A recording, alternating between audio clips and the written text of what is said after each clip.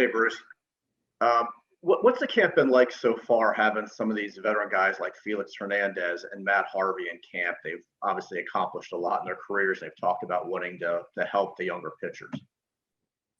Yeah, it's been great, honestly. I remember growing up watching those guys pitch, especially Felix, and then Matt Harvey in his earlier days with the Mets and whatnot. And yeah, it's been great. I haven't been in their groups all that much with the way it's structured for COVID with Group A and Group B pitchers.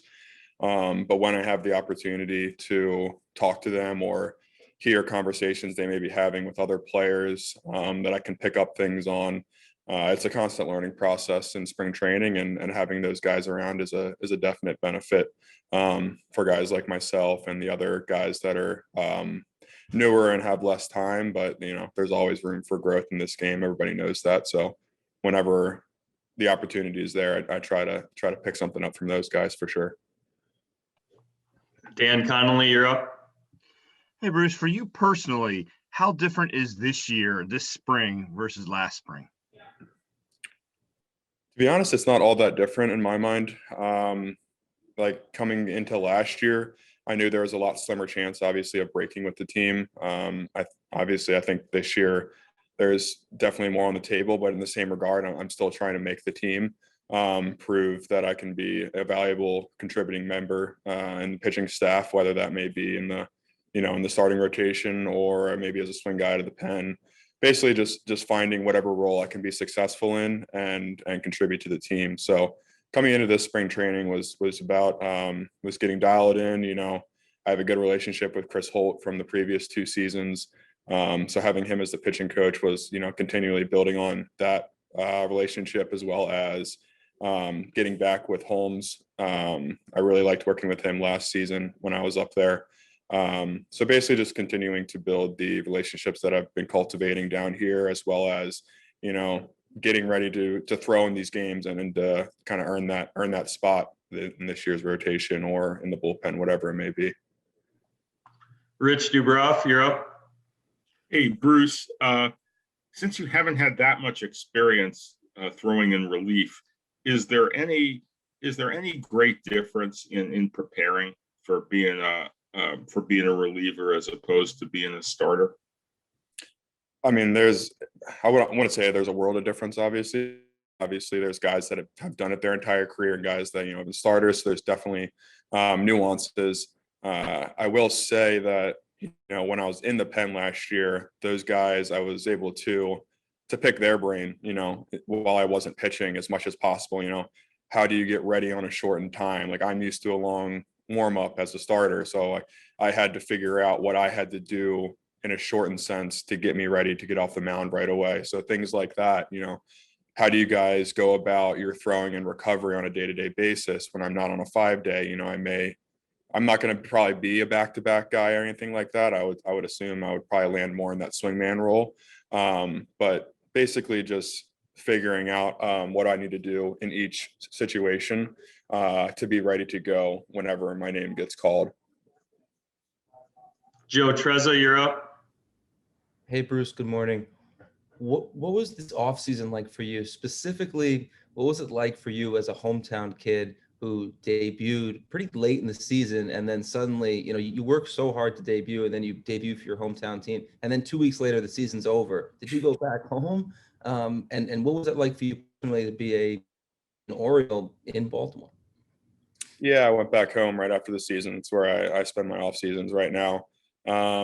Yeah, it was very fast, and I wish I was up there for a little longer. But it was an amazing experience, and coming back home, it was definitely interesting. With COVID still going on, the city and, events and things like that were still very much limited or non-existent, unfortunately. But it was awesome. I still got to do, to work with lessons with kids and, talk to some of the local programs and things like that. And kind of be that face of one of the Maryland guys that had the opportunity and made it. And so it was definitely a lot of fun to go back and speak to those people and kind of start that whole, I guess, journey as, hopefully being up here for, a longer time and how I will continue to enact with the Baltimore community moving forward, and hopefully being a face for them in the coming years. Mark Viviano, you're up. Morning, Bruce.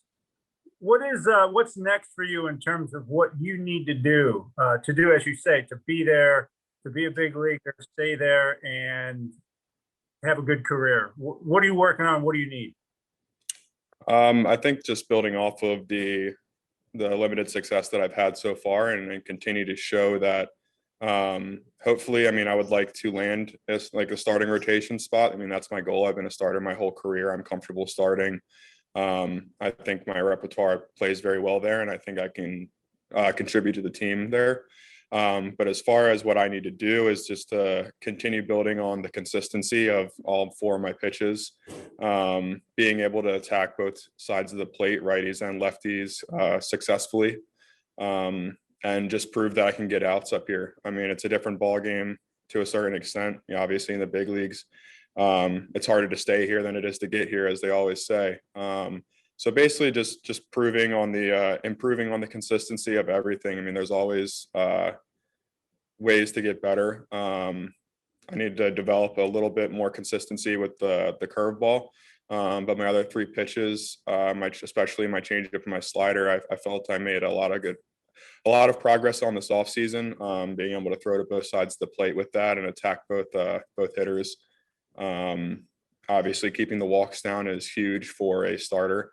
Not that I've had too much issue with that, but that's always on the table. And it's basically just, you know, proving in spring training now, and hopefully get a shot in the spring and going into the season that, you know, I can play up here like I know I can, and I can get these guys out and, you know, contribute to a winning ball club here in Baltimore. John Mioli, you're up. Hey, Bruce. Just wondering, how do you balance, you very limited, time to pitch in the big leagues. How do you balance learning everything you possibly can from that experience with putting too much stock into a couple of appearances at the end of a weird season? Like you said, you don't want to put too much stock into it, because in the grand scheme of things, you know, what's 9 innings on an entire career? It's nothing. But at the same time, that tiny sample size is everything to me. And as far as, you know, I got there, I was meant to be there. I know I can pitch there. I know I can get, you know, one of the better lineups in baseball out. All those little things was just kind of, it was more of honestly a cherry on top to just an extremely weird year. You know, I felt the best spring training I've ever had in 2020. And then we all get sent home, and then you don't know if we're going to come back. I get COVID. I had to deal with some other health things from that. So in reality, it was kind of just, you know, more of a mentally satisfying thing to happen. And then, yeah, I mean, you don't want to harp too much on it or put too much stock into it, but at the same time, you know, keep that in your back pocket. That's why you're there. And, you know, this is the season to really show why that happened, you know, to really prove how much of a valuable member I can be to this staff. Follow up from Joe Trezza.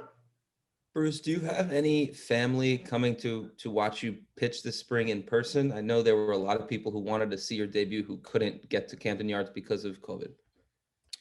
As far as right now, I think my parents were going to come, but they had some things come up, so they won't be able to, unfortunately. But, you know, luckily they're in Baltimore, so if all things go well, they won't have to wait too long to see me. My sister and her husband will be coming down to stay with some family, and they're going to come up for a game whenever I'll be pitching. And then potentially my brother and some cousins of mine that are all big baseball fans might be coming down. But hopefully, you know, with the regulations on COVID and stuff somewhat relaxing, you know, and hopefully if I pitch well, all that comes together, and I'll kind of get like that second, you know, debut in Baltimore, and be able to have family and friends hopefully come out and see me pitch in Camden Yards.